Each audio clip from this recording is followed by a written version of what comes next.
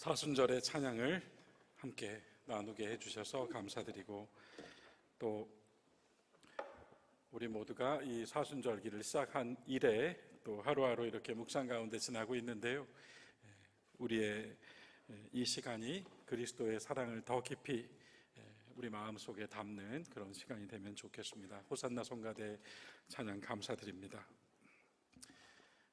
어느 책을 읽다가요, 침묵보다 더 나은 것이라면 말하라 하는 문장을 봤습니다. 침묵보다 더 나은 것이라면 그것을 말하라. 침묵을 지키는 것보다 더 나은 말을 말하라 하는 뜻이겠죠. 제가 사실 이 구절에 충격이 좀 컸습니다. 왜냐하면 차라리 말하지 않는 게 나았었다, 침묵하는 게 더 나았었다, 그렇게 나중에 후회했던 말들, 또 그런 순간들, 사건들, 만남들, 기억들이 한꺼번에 이 한 줄로부터 저에게 막 파도처럼 밀려오더라고요. 차라리 말하지 말았어야 했는데. 그러면서 아주 몸서리가 쳐졌습니다. 얼마나 많은 말을 하고 삽니까? 많은 말들을 입 밖으로 내놓습니다만 사실은 대부분 허공으로 날아가 버립니다. 사랑하는 사람을 위해서 하는 말조차 그 사람의 마음속으로 들어가질 않고 날아가 버립니다. 예언자라고 하는 책으로 잘 알려진 칼릴 지브라는 이렇게 말했습니다. 아무래도 이게 좀 시인의 언어이기 때문에 조금은 그 문장에 함축성이 있습니다만, 그가 이렇게 말했습니다. 생각들로 마음이 어지러워질 때 말을 하기 시작합니다. 이게 생각이 너무 많아져서 마음이 어지러울 때 말을 하기 시작합니다. 고독한 마음을 떠날 때, 이 고독이라고 하는 건 외로움이랑 좀 다르지 않습니까? 외로움 말 그대로 외로움이지만 고독은 나의 어떤 선택 속에 있죠. 그래서 고독이라고 하는 말 속에는 아무하고도 함께하지 않을 수 있는 자유와 오롯이 나와 자신을 위해서 시간을 보낼 수 있는 자유가 고독이겠죠. 자, 그렇게 내가 고독한 마음을 떠날 때 내 입술에만 머물러, 이 말로 머물러 있게 된다는 겁니다. 그럴 때 소리는 우리의 기분 전환을 위한 유의가 되고 맙니다 라는 거예요. 제가 유학하던 시절에 한 무리의 영국 사람들이, 영국 기독교인들이 캠퍼스를 찾아왔습니다. 캠퍼스 안에서 식당을 같이 쓰니까요, 그분들이 식당에서 저희들과 함께 어울려서 이제 왜 그 유럽식 식당에 큰 이 원탁에 이렇게 듬성듬성 앉아서 먹는데, 둘러 앉아서 식사를 나누는데 그 영국에서 온 그분들이 간단하게 그 눈인사만 할 뿐, 왜 서양인들 굉장히 그 친절한 인사와 또 뭐 이렇게 밥을 먹으면서도 살짝 앞에 보는 사람을 미소 지어주고 뭐 이렇게 미소를 지면서 뭐 이렇게 하여튼 그런 제스처들이 있잖아요. 그런 제스처로 친근하고 편안함을 주긴 하는데 이분들이 말을 한마디도 안 하는 거예요.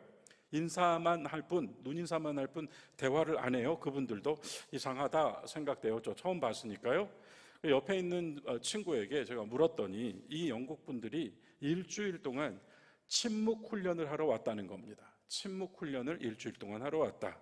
그때가 봄이었습니다. 제가 있던 학교가 몽블랑이 보이고 레마노스, 제네바 호수가 보이는 기가 막힌 그 풍경을 앞에 놓고 있는 학교거든요. 그래서 이 좋은 곳에 꽃들이 만발해 있는 이 아름다운 스위스의 정원을 바로 옆에 두고 이 멋진 캠퍼스에서 침묵이라니 라고 생각했어요.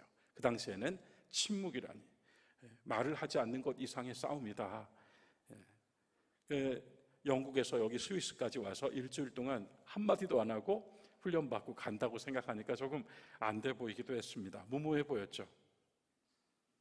기독교 영성사 안에는 뜨거운 어떤 그 성령의 폭발적인 역사만 있는 것이 아니라 침묵 속에서 하나님의 음성을 찾아 듣는 훈련들이 있어요. 이 영성사 안에서 침묵을 가르치는 선생님들은 이렇게 말합니다. 아직 침묵이라고 하는 것에, 이 침묵이라고 하는 낯선 지평에 익숙하지 않지만 이 침묵은 계속해 나가다 보면 곧 친숙해집니다. 그럴 때 자기 자신은 끝없는 생각들에서 풀려나고 세상의 소리가 들리지 않으며 정신의 위대한 모험을 시작하게 됩니다. 이렇게 이제 침묵 훈련을 가르쳐 주는 거예요. 침묵이 익숙하진 않아요. 실은 저에게 목회를 가르쳐 주신 미랄교회 이상범 원로 목사님도 침묵에 대해서는 저에게 이렇게 가르쳐 주셨어요. 사람이 하는 일 중에 가장 힘든 게 침묵이다. 우리가 침묵의 어떤 시간으로 잠깐 뭘 하는 것은 가능하지만 5분 이상 침묵이 계속되면 사람은 견딜 수 없다. 이런 이야기를 저에게 들려주셨던 기억이 나요. 사랑하는 여러분, 우리 초동교회는 예배를 아주 클래시컬하게 정말 정통 예배로 드리고 있죠. 저는 앞으로도 이 예배의 폼이 계속 지켜져야 되겠다 생각하는 사람입니다. 우리 초동교회의 이 클래식한 예배가 앞으로도 계속, 한번 보세요. 이 예배당을, 이런 예배당이 어디 있습니까? 서울 장안에. 아무리 현대적인 건물로 멋있게 지어놔도 이 예배당을 가질 수가 없습니다. 이렇게 아름다운 예배당에서 우리가 장로교의 전통 예배를 드리고 있는데, 여러분, 개신교회 예배에서 진짜 중요한 건 말씀이죠. 말씀을 제일 중요하게 생각합니다. 그러나 개신교회 예배 가운데에서도 장로교 예배에서 절대로 놓치지 말아야 될 순서가 있어요. 장로교 예배에서 제일 중요하다라고 여겨지는 순서가 어딘지 아십니까? 그것은 바로 죄의 고백과 용서의 선언입니다. 장로교 신앙에서는 우리에게는 0.1%의 가능성도 없다라고 하는 고백. 우리에게는 0.1%의 가능성도 없습니다. 그러나 하나님의 절대적 은혜에 힘입어 우리는 구원과 사랑 안에 거합니다라고 하는 장로교 신앙 고백이 있어요.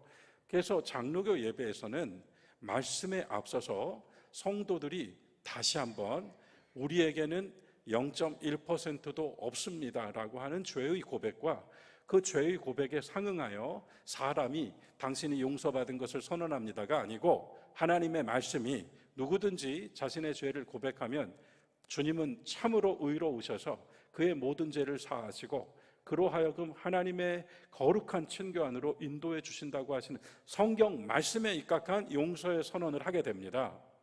그래서 이것이 장로교 예배 안에서 어떤 죄의 고백과 용서의 선언을 적용하여 우리 교회는 여러분이 하시듯이 침묵의 기도를 합니다.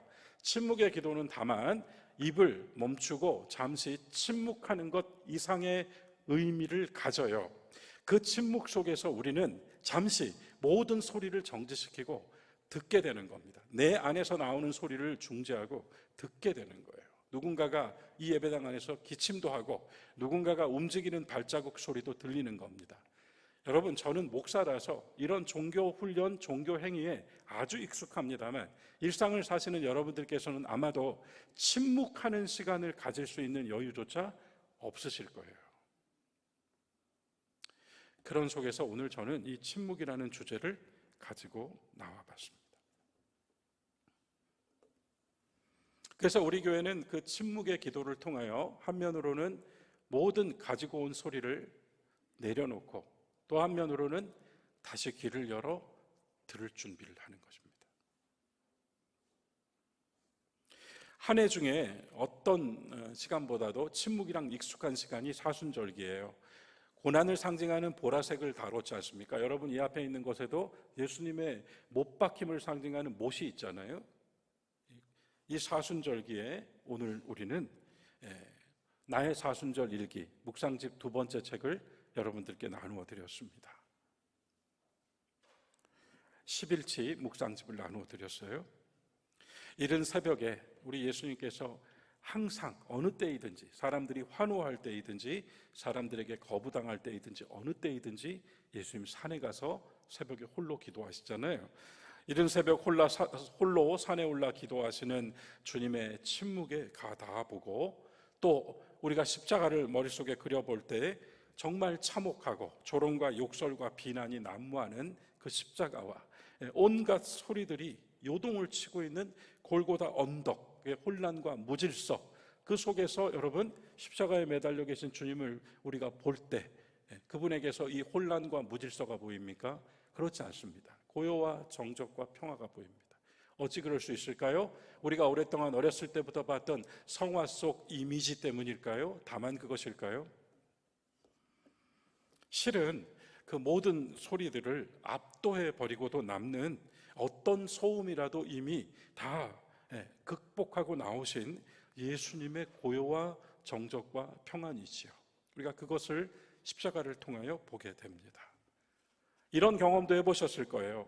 우리가 마음 먹고 침묵할 시간은 없지만 홀로 길을 가다가 어딘가에 멈춰서 있다가 벤치에 앉아 있다가 산 정상에 올랐다가 요즘은 워낙에 어디를 가든지 전망대가 많더라고요. 그 전망대에서 첩첩이 둘러싸인 산들을 바라보고 있다가 강가에 서 있다가 바닷가를 보고 있다가 바다를 보고 있다가 여러분 어느 한순간에 번쩍하는 어떤 침묵이 있습니다. 번쩍하는 침묵이 있고 그 침묵 속에는 어떤 빛깔이 있고 또 냄새가 있어요. 이 말로는 설명할 수가 없는, 놀랍게도 이것은 우리들 각자가 다 다릅니다. 이런 순간의 경험이 잊을 수 없는 장면이 있어요. 그 장면에는 빛깔이 있어요. 그 장면에 냄새도 있어요. 어느 순간 또 어딘가에서 그 장면이 재현되는 것을 느끼기도 해요. 아주 깊이 각인됩니다. 그 고요한 침묵이요. 침묵을 배경으로, 고요를 배경으로 하여 그 잊을 수 없는 장면들, 광경들, 그런 짧은 순간들이 우리들의 경험 속에도 있긴 합니다. 침묵은 혀로 배우는 것이 아니라 귀로 배운다라고 합니다. 혀로 배우는 것이 아니라 귀로 배운다. 침묵은 말하는 것을 멈추는 것이 아니라 귀를 열어 무언가를 듣는다. 소음이 사라지거나 소음으로부터 도망친 것이 아니라, 여러분 우리 그런 거 있잖아요. 침묵 좀 하려고 하는데 옆에서 떠들게 하면 좀 조용히 좀 해요 이렇게 말하게 되잖아요. 그렇죠? 그런데 그런 소음이 사라지거나 그런 소음을 피해서 어디 조용한 곳에 숨어 들어가는 것으로부터 침묵이 아니라 도리어 소음과 진동 가운데 있을지라도 그 속에 있지 않은 것을 침묵이라고 한답니다. 워낙에 이 기독교는 말로 시작해 말로 끝나는, 우리가 참 많은 말을 주고받고 얼마나 많은 말을 합니까? 그래서 우리가 또 실망도 많이 하죠. 참 말은 아름다운데. 그러다 보니까 때로는 아주 침묵이 그 매료하는 힘을 가지고 있어요. 오늘 성경 말씀 구약 열왕기상 19장, 신약에서는 요한계시록 19장, 양쪽으로 19장을 읽었는데요. 여러분 엘리야 선지자에 대해서는 익히 아셔요. 엘리야 선지자는 한마디로 하늘을 열고 닫은 사람입니다. 성경에 있는 인물들 가운데 엘리야는 하늘을 열고 닫은 사람이에요. 그래서 엘리야는 하늘로부터 하늘이 그쳐서 더 이상 비가 내리지 않게 하는 기도도 했고, 또한 불이 내리는 기도도 했고, 오랜 기근과 가뭄으로 왕조차 목이 말라서 그런 상황 속에서 하늘에서 비가 내리게 하는 능력의 기도를 행하였죠. 여러분 그런 이야기 있잖아요.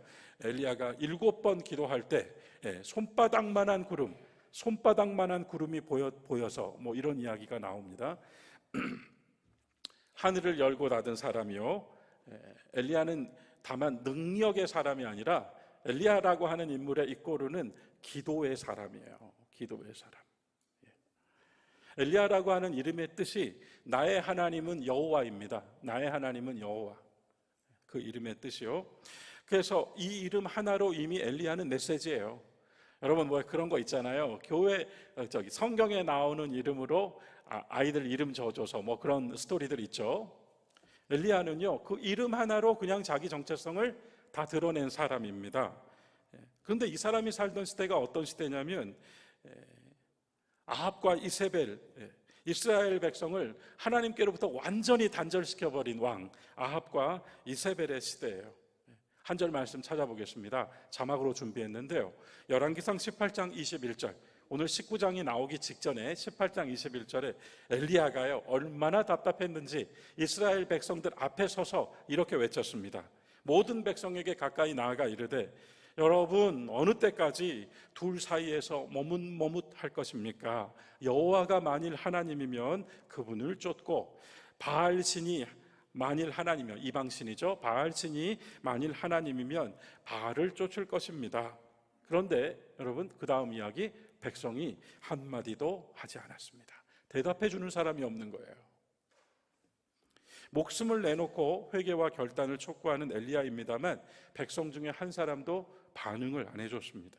참 그 본문 안에서 우리가 본다면 기가 막힌 엘리야의 형편과 처지입니다. 이어지는 18장 22절에서 엘리야가 백성에게 이르되 여호와의 선지자는 오직 홀로 나만 남았습니다. 바알의 선지자는 450명이나 됩니다. 왜 이런 결과가 나왔는가 하면 이세벨이라고 하는 여인이 지중 해안에 위치한 시돈이라고 하는 나라의 공주입니다. 시돈이라는 나라는 지중 해안에 위치했기 때문에 아주 풍성하고 기름진 좋은 곳이에요. 그런데 이 나라의 왕은 왕이자 동시에 사제예요. 이방 신을, 그러니까 그들의 신을 섬기는 사제입니다. 그러니까 종교와 정치가 일치되어 있던 나라예요. 그 시돈에서 공주로 있었는데 아합이 시돈과의 평화를 위해서 정략 결혼을 하는 겁니다. 그래서 이세벨이 들어오게 되는 거죠. 이스라엘로. 이세벨이 오면서 자기 나라의 종교인 바알 신앙, 풍요의 신, 다산의 신을 끌고 들어오는 겁니다. 그리고 거기서 끝나는 것이 아니라 이스라엘에서 하나님을 섬기고 있는 선지자들을 계속 핍박해서 죽이고 있는 거예요. 그러다 보니까 점점 더 하나님을 섬기는 선지자들의 숫자는 줄어들고 백성들 또한 눈치를 봐서 말을 못하는 겁니다. 이런 상황 속에 있었어요. 다시 돌아와서 이 이름은 나의 하나님은 여호와라는 뜻이라고 했습니다. 자기 이름으로 이미 선포하고 있는 사람이죠. 그 후에 아합과 이세벨 그리고 엘리야와의 이 대결 스토리, 유명한 열왕기상의 스토리가 있죠. 갈멜산에서 바알과 아세라의 사제 850명과 엘리야 한 명이 850대 1로 대결을 벌였던 일은 여러분들 어렸을 때부터 많이 들으셨습니다. 문제는 그 다음이었습니다. 문제는 그 다음, 아합이 불타는 증오심으로 이 이스라엘 땅에 가뭄이 들고 기근이 드는 이유는 엘리야가 하나님께 저주하는 기도를 했기 때문이다라고 해서 불타는 증오심을 품고 있었고, 이세벨 역시 이 모든 일의 결과 850대 1에서 바알과 아세라 그 선지자들을 모두 죽게 만들잖아요. 그런 결과에 화가 나서 엘리야를 살해하겠다고 위협을 하게 됩니다. 엘리야가 말이에요, 그토록 놀라운 싸움을 싸웠음에도 불구하고 이 아합 왕의 증오와 이세벨의 살해 위협이 두려움이 되고 나니까, 이 두려움이 이 안으로 딱 들어오니까, 제가 한번 그런 말씀 드렸죠. 두려움은 밖에 있어요, 밖에. 그런데 이 두려움이 이 속으로 들어와 버리면 불안이 돼요. 불안은 실체가 없어져 버리는 겁니다. 두려움은 보여요. 그게 무엇 때문에 두려운지. 그런데 그 두려움이 사람 속으로 파고 들어와서 사람의 영혼을 쥐어잡으면 그 뒤부터는 실체를 알 수 없고 시작과 끝을 알 수 없고 언제 끝날지 모르는 불안이 사람을 완전히 압도하게 된다, 이 말이죠. 예수님 말씀하셨어요. 아무것도 염려하지 마십시오. 불안에게 뺏기지 마십시오. 두려움에 넘어지지 마십시오. 자, 엘리야가 넘어졌어요. 그 두려움 때문에 엘리야는 결국은 도망을 칩니다. 그리고 나서 그 유명한 로뎀나무 아래에서 하나님, 저를 좀 죽게 두십시오. 나만 남았습니다. 아무도 없습니다. 그러자 오늘 읽은 마지막 말씀, 나는 바알에게 무릎 꿇지 않은 7,000명을 가지고 있다, 하나님께서 말씀하셨죠. 자, 이 로뎀나무에서 엘리야가 주저앉아 버린 순간, 이전에 아무리 성공했고 아무리 잘했다고 해도 주저앉아 버렸던 그때 들렸던 말씀이죠. 오늘 세번역입니다. 19장 세번역 말씀으로 읽어드릴게요. 주께서 말씀하셨다. 바로 그때 로뎀나무 아래에서 이제 곧 나 주가 지나갈 것이니 너는 나가서 산 위에 주 앞에 서 있어라. 크고 강한 바람이 주 앞에서 산을 쪼개고 바위를 부수었지만 그 바람 속에는 주님이 계시지 않았습니다. 그 바람이 지나가고 난 뒤에 지진이 일어났습니다. 그 지진 속에도 주님이 계시지 않았습니다. 지진이 지나가고 난 뒤에 큰 불이 났습니다. 그런데 그 불 속에도 주님은 계시지 않았습니다. 그 불이 지나가고 난 다음 부드럽고 조용한 소리가 들려왔습니다. 여러분, 이 본문 그대로, 방송실 그대로 놔주세요. 이 본문을 좀 이렇게 주목하시면서 하나님께서 엘리야에게요 뭐라고 하셨어요? 나 주가 지나갈 것이다. 그러니까 엘리야는요 눈을 크게 뜬 거예요. 하나님 지나가는 것을 보기 위해서요. 그런데 이 본문을 한 번 더 들여다볼 때 하나님께서 당신 자신을 보여주시겠다고 하는 말씀이 어디에도 나오질 않아요. 나를 보여주겠다는 말씀이 없습니다. 다만 뭐라고 하셨는가 기억합시다. 다만 뭐라고 하셨는가? 너는 나가서 주 앞에, 내 앞에 서 있어라 라고만 하셨습니다. 서 있어라. 그리고 19장 12절에서 마침내 이 모든 것들이 지나가고 눈으로 봤던 광경들, 눈으로 본 참상들, 눈으로 본 현실들이 모두 지나가고 난 뒤에 진짜 주님의 소리는 세미한 음성으로 찾아왔다는 것입니다. 보는 게 아니라 듣는 것이었다는 말이에요. 눈을 뜨고 있지만 귀를 열고 있어야 했다는 것입니다. 엘리야가 들었던 소리는 이것입니다. 19장 13절 바로 그때에 그에게 소리가 들려왔습니다. 그 소리는 엘리야야 너는 여기에서 무엇을 하고 있느냐 라고 하는 소리가 들려왔습니다. 자막이 이제 넘어왔죠? 엘리야야 너는 여기서 무엇을 하고 있느냐. 사순절도 사순절입니다만 여러분 오늘 교회 오시는 길 힘드셨죠? 정말 이제는 하루가 멀다 하고 정말 소리가 가득한 동네가 됐습니다. 여기가. 내 생에서 지금 이 시점, 나의 인생에서 지금 이 시점도 또 우리 역사에서 지금 이 시기도 그리고 80주년 초동교회 선교 여정 위에서 지금 이때도 저는 이렇게 한번 우리가 짚고 가면 좋겠다 생각합니다. 주님을 만나야 할 때 지금이야말로 주님의 음성을 찾아 들어야 할 때 영성교사들은 제안합니다. 영성교사들이 아까 말씀드린 침묵훈련의 선생님들이 어떻게 제안하냐면요 먼저 시간을 정하셔서 스스로에게 침묵을 요구해 보십시오. 그래서 오늘 나누어드린 사순절 묵상집 꼭 이용하십시오. 먼저는 아침에 성경 구절을 몇 번 소리내어 읽어보세요. 그리고 나서 침묵해 보십시오. 잠시 침묵하는 시간을 대신 동시에 귀 기울이는 시간을 가지신 다음에 그 다음 아래에 있는 묵상글을 읽어보시기 바랍니다. 분명히 이 사순절 묵상집을 통하여 여러분 모처럼 우리가 이 시끄러운 세상에서 모처럼 주님의 음성을 한번 들어보는 그런 시간이 될 것이라고 생각합니다.